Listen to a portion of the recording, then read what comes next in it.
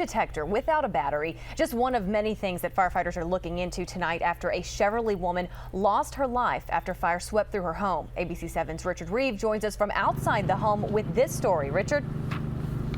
Audrey, when firefighters arrived here, they found this house fully engulfed, but there was something else. Take a look at the front yard. You can see all that debris here. They say there were boxes and bags piled high inside, that this may have been a hoarding case.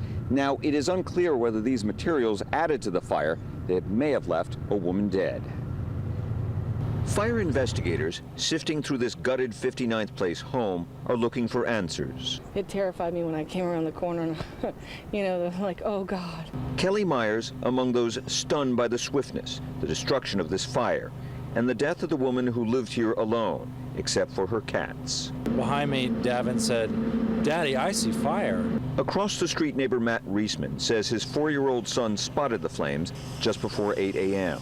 And I looked out the window, and sure enough, there were flames pouring out of the window of our neighbor's house. So immediately, I asked my wife to call 911. Fire crews arriving 4 minutes later were confronted by a house fully aflame. The whole whole side of our house was engulfed. It was awful.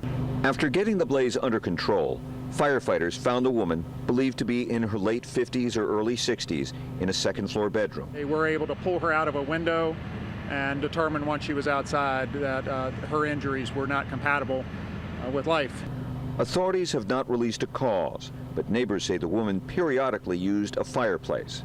Fire investigators recovered a smoke detector, but it had no batteries in it. She kept to herself a lot. She was very passionate about gardening, though, so she was often in the yard. And the house is what we would call a hoarding situation, very packed with a lot of materials. And on this Easter day, sadness along 59th Place for a life lost. I can't believe that she's gone.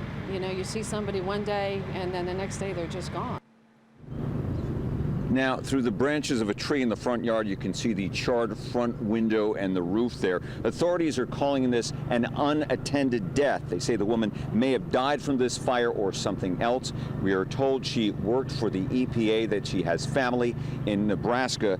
No formal identification right now, and authorities again looking for a cause of this fatal fire. Live in Cheverly, Richard Reeve, ABC 7 News. Richard.